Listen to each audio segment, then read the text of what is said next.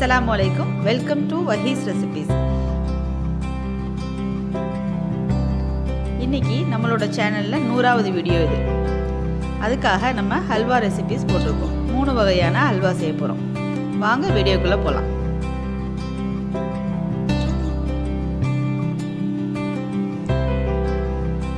First mixed vegetable halwa. வெறும் carrot halwa சாப்பிட்ருப்பீங்க, வெறும் beetroot halwa சாப்பிட்ருப்பீங்க. இது ரெண்டும் மிக்ஸ் பண்ணி எப்படி செய்கிறதுன்னு பார்க்கலாம். அதுக்கு கேரட் ஒன்று, பீட்ரூட் ஒன்று, தேங்காய் ஒரு 1/4 மூடி அளவுக்கு எடுத்து வச்சுருக்கேன். எல்லாத்தையும் இந்த மாதிரி துருவி வச்சுக்கிறோம்.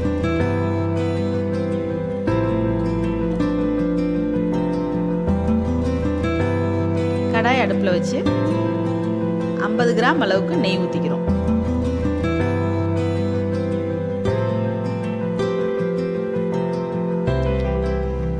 மெல்ட் ஆனதுக்கு அப்புறமா முந்திரி இதெல்லாம் வறுத்து எடுத்துக்கிறோம். எது தேவையோ அதெல்லாம் போட்டுக்கலாம். வெள்ளரி விதை, முந்திரி, பாதாம்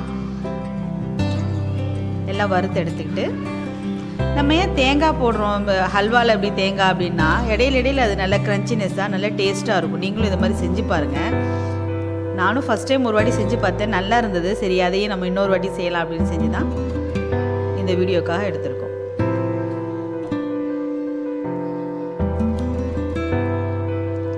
அதே நெய்யில் நம்ம தேங்காயை போட்டு நல்லா கோல்டனுக்காக வர அளவுக்கு வறுத்துக்கிறோம். அப்போ நமக்கு அல்வா வச்சுருந்தா கூட வச்சு சாப்பிட்டா கூட அந்த தேங்காய் வந்து ஸ்மெல் கெட்டு போகாமல் இருக்கும். ஃப்ரெஷ் தேங்காயை போட்டோம்னா கெட்டு போயிடும்னா அதனால நல்லா இந்த மாதிரி வறுத்துக்கிறோம். நான் எந்த புக்கு பார்த்தோ எந்த இது பார்த்தோ நான் சமையல் பண்ண மாட்டேன். என் வீட்டில் ஒன்று ஒன்றா வித்தியாசமாக செஞ்சு பார்ப்பேன். நல்லா இருந்ததுன்னா அது நம்ம சேனலுக்காக வீடியோ வச்சுக்கிறது. கேரட், பீட்ரூட் ரெண்டையும் ஒன்றா போட்டு உப்பு போட்டு ஒரு சிட்டிக்கால உப்பு போட்டால் போதும். நம்ம எந்த ஒரு இனிப்பு செஞ்சாலும் உப்பு போடுவோம்ல, அதுக்காக நல்லா வதக்கி விட்டுக்கிறணும்.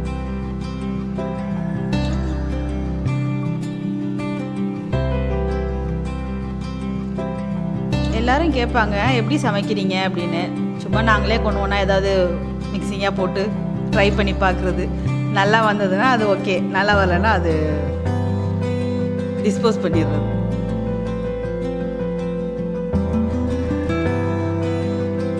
காய்ச்சி ஆற வச்ச பால் 1/4 லிட்டர் அளவுக்கு ஊற்றிக்கிறோம். இதுவரையிலும் எதுவும் நல்லா இல்லைன்னு அப்படி எதுவும் வந்ததில்லை.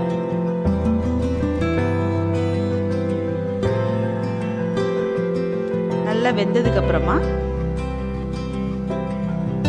இந்த மாதிரி எல்லா பாலையும் குடிச்சு கேரட், பீட்ரூட், தேங்காய் எல்லாம் வெந்து வந்ததுக்கு அப்புறமா கேரட்லேயும் இனிப்பு இருக்கும், பீட்ரூட்லேயும் இனிப்பு இருக்கும்.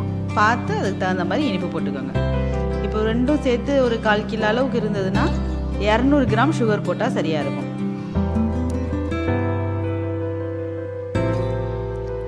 வீடியோ கொஞ்சம் டிஸ்டர்பாக இருக்க மாதிரி இருந்துச்சுன்னா, வெளியே பசங்க விளையாடிட்டு இருக்காங்க, அவங்கள ஒன்றும் பண்ண முடியல.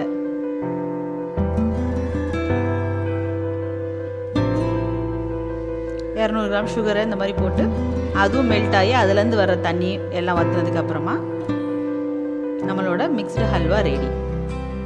இது சாப்பிட்டு பார்த்துட்டு செஞ்சு சாப்பிட்டு பார்த்துட்டு எப்படி இருக்குன்னு எனக்கு கமெண்டில் சொல்லுங்கள். இடையில தேங்காயோட கிரன்ச்சினஸோட ஹல்வா நல்ல டேஸ்ட்டாக இருக்கும். நீங்கள் இது மாதிரி செஞ்சு பார்த்தீங்கன்னா எனக்கு ஃபோட்டோ எடுத்து என்னோடய இன்ஸ்டாகிராம் பேஜில் போடுங்க, டேக் பண்ணுங்கள்.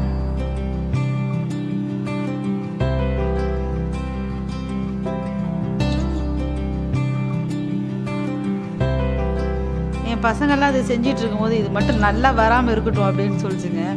ஆனால் தேங்காயோட டேஸ்ட்டோடு இருந்ததுனால ஒரே நாளில் காலி பண்ணிட்டாங்க. மேலே கொஞ்சம் கிளாஸினஸாக தெரியறதுக்காக இன்னும் 2 ஸ்பூன் நெய் ஊற்றிக்கிறோம்.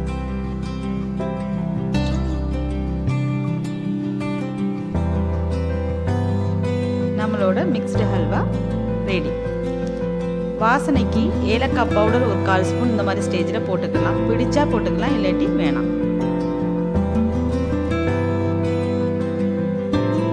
நான் அன்றைக்கி செய்யும் போது எங்கள் வீட்டில் வெறும் முந்திரி பருப்பு மட்டும்தான் இருந்தது, அது மட்டும் போட்டு செஞ்சிட்டேன்.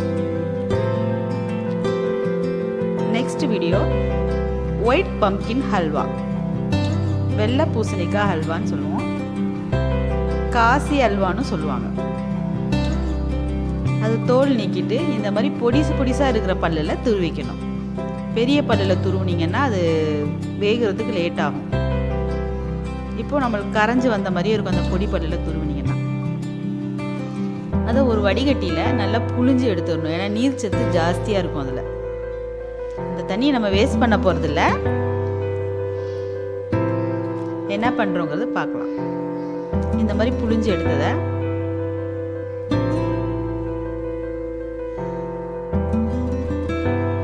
எவ்வளோ அளவு இருந்ததோ அதே அளவுக்கு சுகர் அளந்துக்கிறோம். நம்மளுக்கு அது ஃபுல் கப்புக்கு இருந்தது, நம்ம ஒரு 3/4 கப்பு சுகர் போட்டுக்கிறோம். இப்போ அந்த தண்ணியை ஊற்றி நம்ம பாகு காய்ச்சிக்கிற மாதிரி காய்ச்சிக்கிறோம்.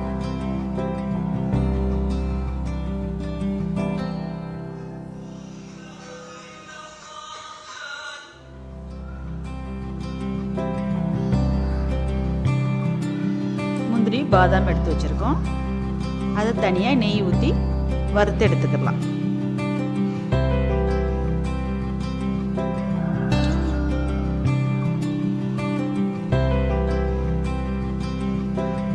ஒரு அடுப்பில் அது பாகு காய்ச்சது கொதிச்சுக்கிட்டு இருக்கு, ஒரு அடுப்பில் நம்ம இதை வறுத்து எடுத்துக்கிறோம். இதுவரையிலும் நாங்கள் எங்களோட சேனலில் 100 வீடியோ போட்டிருக்கோம். எல்லா வீடியோவுக்கும் நல்ல கமெண்ட்ஸும் போடுறீங்க. செஞ்சு பார்த்ததா ஃப்ரெண்டுங்க ஃபோட்டோ தனியாக எடுத்து அனுப்புகிறாங்க, அதெல்லாம் வந்து கமெண்டில் போடுங்க. சப்ஸ்கிரைப் பண்ணாதவங்க சப்ஸ்கிரைப் பண்ணுங்க.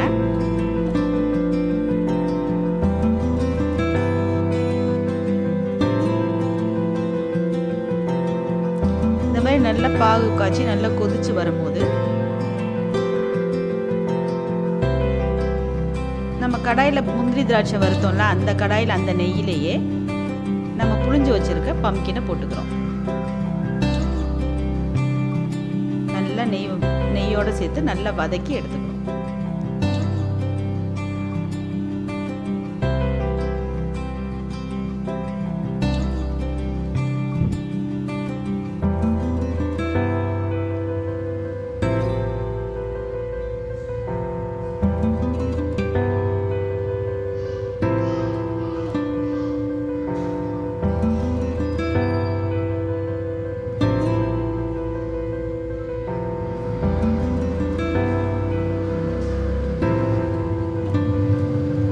நல்லா நெய்யில் இந்த மாதிரி நல்லா வதக்கி எடுத்தது தான் அதோட பச்சை ஸ்மெல் இருக்காது. வெள்ளை பூசணிக்காயில் ஒரு பச்சை ஸ்மெல் வரும். இந்த வெள்ளை பூசணிக்காய் வந்து நல்லா அரைச்சிட்டு சாறு புழிஞ்சு அந்த சாறு குடித்தா கூட கிட்னி பாதிப்புக்கு நல்லது. இது நல்லா கரைஞ்சி கொதிச்சு வந்துருச்சு.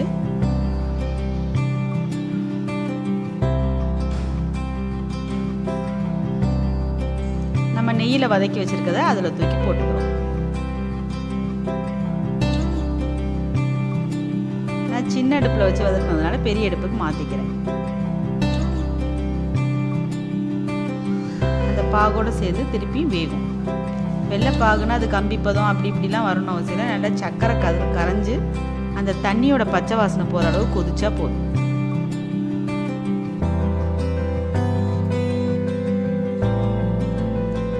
ஒரு துளி அளவு உப்பு போட்டுக்கிறோம்.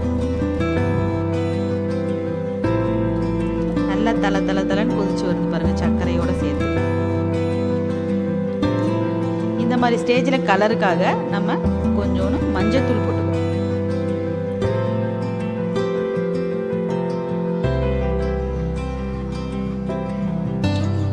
நல்லா இந்த மாதிரி தண்ணிலாம் வற்றி நல்லா கொதிச்சு வந்துக்கிட்டு இருக்கும் போது இந்த சுகர் கேரமலைஸ் ஆகாமல் இருக்கிறதுக்காக ஹாஃப் லெமனை எடுத்து கட் பண்ணி சாறு புழிஞ்சு ஒரு 3 சொட்டு அளவுக்கு ஊற்றிக்கிறோம். அப்போது நமக்கு வந்து அல்வா கட்டி ஆகாது. ஹல்வா பதத்திலே இருக்கும். ஃபஸ்ட்டு ஒரு டைம் இது செஞ்சு பார்க்கும்போது அப்படியே கல் மாதிரி ஆயிடுச்சு. அதுக்காக இந்த லெமன் ஒரு 3 ட்ராப் ஊற்றி பண்ணோம்னா 1/4 டம்ளர் அளவுக்கு பால் ஊற்றிக்கிறோம். இதுவும் டேஸ்ட்டுக்கு தான். உங்களுக்கு ஸ்வீட் கோவா இருந்தால் கூட போட்டுக்கிடலாம். அந்த லெமன் எதுக்கு ஊற்றுனதுன்னா நம்ம கேரமலைஸ் ஆகி கட்டி ஆகாமல் இருக்கிறதுக்காக.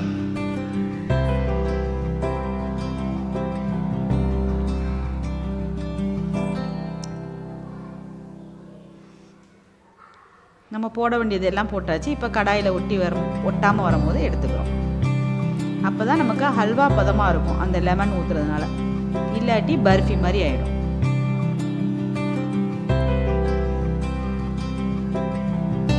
இதுக்கு மில்க் மேடு அப்படி இப்படி எதுவும் ஊற்ற வேணாம்.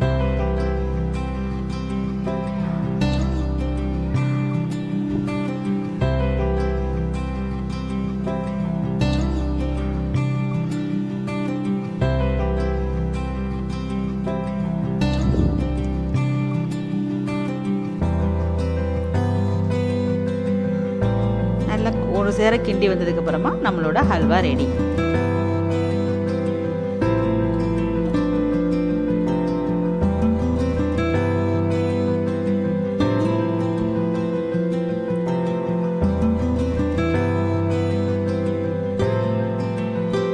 இந்த மாதிரி கடாயில் ஒட்டாமல் வரணும்.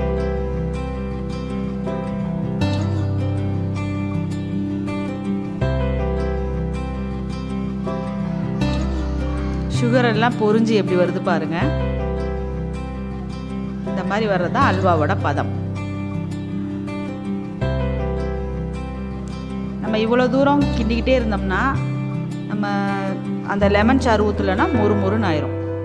ஒரு கிளாசினஸ்க்காக கடைசியாக நெய் ஒரு ஸ்பூன் ஊற்றிக்கிறோம்.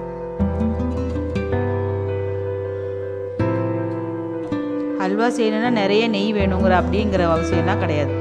நம்ம ஒரு 4-5 ஸ்பூன்லேயே இந்த பம்கின் ஹல்வா செஞ்சிட்டோம். நம்ம வறுத்து வச்சுருக்க முந்திரி பாதாம் போட்டு ஃபினிஷ் பண்ணிக்கிறோம்.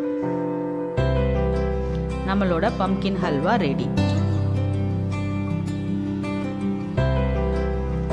அடுத்தது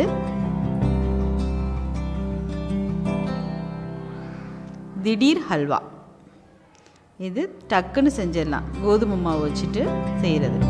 1 கப் கோதுமை மாவு, 1 கப் சுகர், முந்திரி ஒரு 10,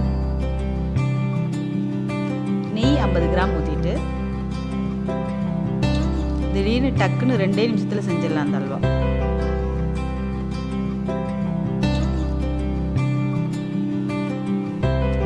நெய் நல்லா மெல்ட் ஆனதுக்கப்புறமா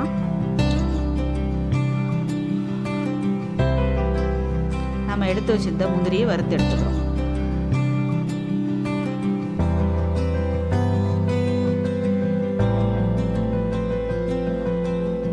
ஹல்வா செய்கிறதுனா மாவு பிசைஞ்சு வடிகட்டி பால் எடுத்து நிறையா இருக்கும். அந்த மாதிரி இல்லாமல் இது திடீர்னு செய்கிறதுனால இதுக்கு பேர் திடீர் ஹல்வா. நாங்களே வச்ச பேர்.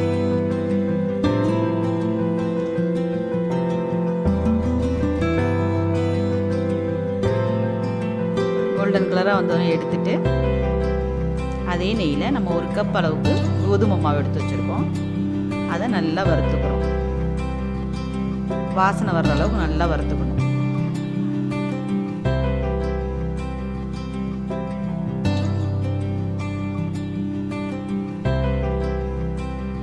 ஒரு கப் மாவு எடுத்தோம்ல, அதில் 2 கப் அளவுக்கு தண்ணி ஊற்றிக்கிறோம்.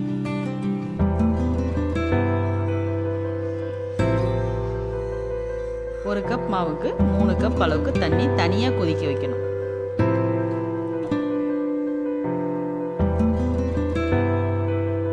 தண்ணி நல்லா தளன்னு கொதிக்கணும். இப்போ பாருங்கள், நம்ம நெய்யில் வறுக்க அந்த மாவே குழன்னு நெய்யும் அது மாதிரி சேர்ந்து மிக்ஸ் ஆகி நல்லா வந்துருச்சு. இப்போ கொதிக்கிற தண்ணி ஊற்றி ஊற்றினா தான் இந்த மாதிரி மாவு நல்லா வேகும். கட்டிகள்லாம் இல்லாமல் அடுப்பை நல்லா சிம் பண்ணிட்டு வேகமாக கலக்கி விடணும்.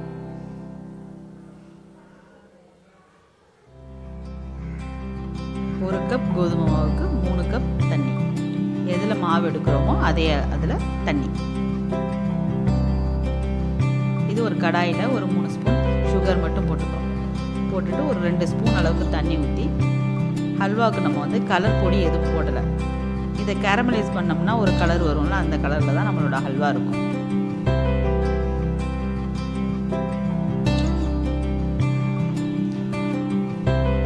ஒரு கப் மாவுக்கு 1 கப் சுகர். 1.5 கப் கூட போட்டுக்கலாம், நல்ல இனிப்பு வேணும்னா.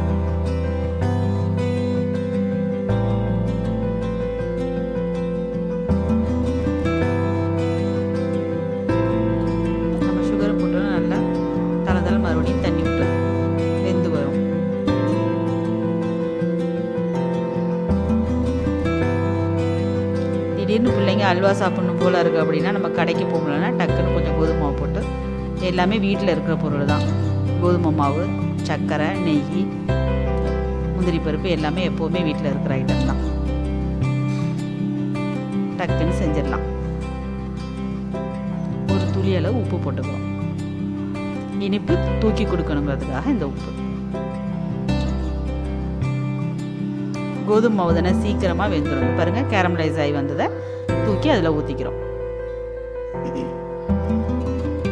ஊற்றினாலே நம்மளோட ஹல்வா கலர் வந்துடும். முதல்ல எப்படி இருந்தது ஹல்வா கலர், இப்போ எப்படி இருக்குது பாருங்கள்.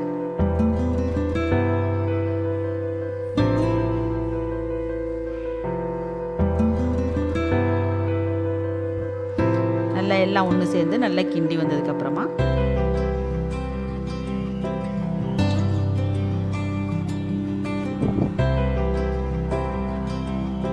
கடாயில் ஒட்டாமல் நல்லா வந்துருச்சு பாருங்கள். இன்னும் கலராக வேணும் அல்வானா இன்னும் கொஞ்சம் கேரமலைஸ் பண்ணி ஊற்றிக்கலாம். இந்த கலரே போதுமானதாக தான் இருந்தது எங்களுக்கு. நல்லா கடாயில் ஒட்டாமல் வந்ததுக்கப்புறமா மறுபடியும் 2 ஸ்பூன் நெய் ஊற்றிக்கிறோம். நம்ம வந்து டோட்டலாக 50 கிராம் நெய் எடுத்து தனியாக வச்சுருக்கோம். அதுலேருந்து 2 ஸ்பூன் ஊற்றிக்கிறோம். முதல்ல 4-5 ஸ்பூன் ஊற்றி வறுத்தோம். இப்போ கடைசியாக இருக்க 2 ஸ்பூனையும் ஊற்றியாச்சு. இந்த ஹல்வாக்கு மட்டும் கொஞ்சம் நெய் அதிகமாக வேணும். நம்மளோட pumpkin halwa, mixed fruit halwa, mixed vegetable அல்வாக்கெலாம் கூட அவ்வளோ தேவையில்லை. ஏன்னா கோதுமை மாவு நல்லா ஒட்டாமல் நல்ல கிளாசினஸாக வரணுங்கிறதுக்காக கொஞ்சம் கூடுதலாக நெய் ஊற்றிக்கிறோம். பாருங்கள், கடாயிலே ஒட்டாமல் அழகாக நல்லா வந்திருக்கு.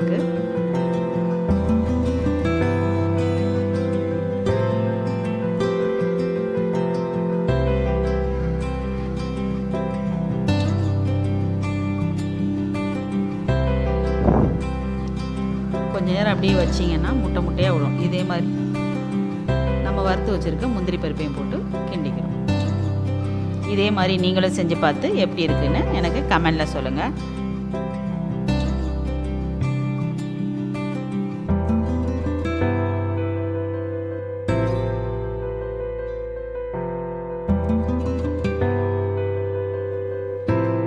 லைக் பண்ணுங்கள், ஷேர் பண்ணுங்கள், கமெண்ட் பண்ணுங்கள். மறந்துடாமல் வஹீஸ் ரெசிபீஸை சப்ஸ்கிரைப் பண்ணுங்கள். நீங்கள் செஞ்சீங்கன்னா எனக்கு ஃபோட்டோ எடுத்து என்னோடய இன்ஸ்டாகிராம் பேஜில் டேக் பண்ணுங்கள்.